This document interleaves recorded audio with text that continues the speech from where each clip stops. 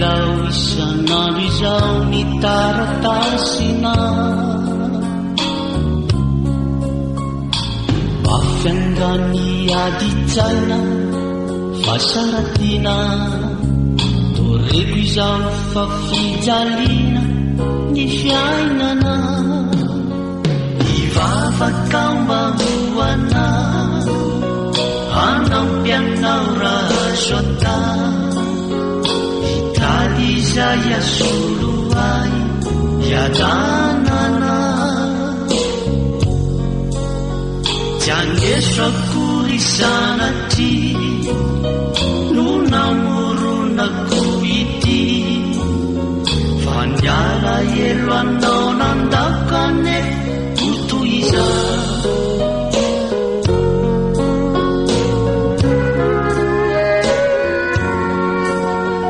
isika ny tsy noterena raha niaraky Yalenao de tantera fa azo ata Isanenao vonenga teto jaroko ery Lai fetsika ny zaozao fa hoe anda Asianao fa tio fefena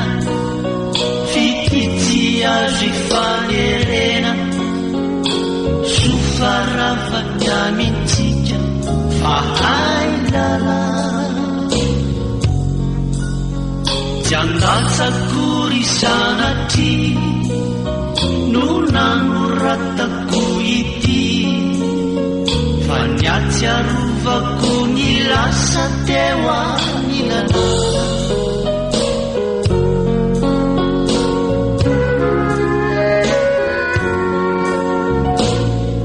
Asinao kenitsony raha ny amiko zay maso ny fiainana dizay ata ampiangambany lazako izao teny izao tsy misy anjaranao intsony ny fitiavako fa ivavakao mbahoana anampianao raha soata hitondry ray izay tena soa sahazana tsy alozana sanatry tonanao vako ity hirity fa ny afantaranao mazava ny ao ampokoa Yalenao tsy miterena fa sitraka tsy nisy filazanakory izay mba isiana Dinino ary ao fa efa nisiny andray anao Izao anefa tongiana ifonindra Tsy ankizy aho ka ilanao fitiavana mina Mbola very keto indray fa vokana